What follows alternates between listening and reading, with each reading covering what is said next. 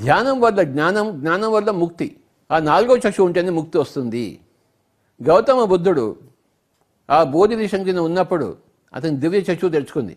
మొట్టమొదటి జాములో తను అనేక జన్మలు చూసుకున్నాడు. ఎక్కడ ఎలా పుట్టాడు, నల్లవాడిగా పుట్టాడు, తెల్లవాడిగా పుట్టాడు, రంగుల్లో పుట్టాడు, ఆడగా పుట్టాడు, మగగా పుట్టాడు, మళ్ళీ చచ్చాడు. అంటే మొట్టమొదటి జాములో జన్మ పరంపర చూసుకున్నాడు. రెండవ జాములో కర్మలు చూసుకున్నాడు, కర్మ సిద్ధాంతం తెలుసుకున్నాడు. ఓహో, ఆ జన్మలో ఆ పాపం చేశాక ఈ జన్మలో ఇలా పుట్టాను, ఈ జన్మలో ఈ కోరిక వల్ల ఆ తదుపరి జన్మలో అలా పుట్టాను. ఆ పరిస్థితులు ఆ పరిస్థితులన్నీ తెలుసుకున్నాడు. ఆయన కర్మ సిద్ధాంతాన్ని తెలుసుకున్నాడు.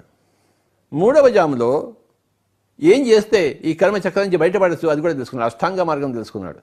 ఏం చేస్తే ఈ కర్మ చక్రం నుంచి బయటకు వస్తాడు అన్నది ఆ మూడవ జాములో ఆ జ్ఞాన చక్షు ఆయనకు వచ్చేసింది. మొట్టమొదటి రెండు జాములలో దివ్య చక్షుని తెచ్చుకున్నాడు. మూడవ జాములో జ్ఞాన చక్షు వచ్చేసింది ఆయనకి.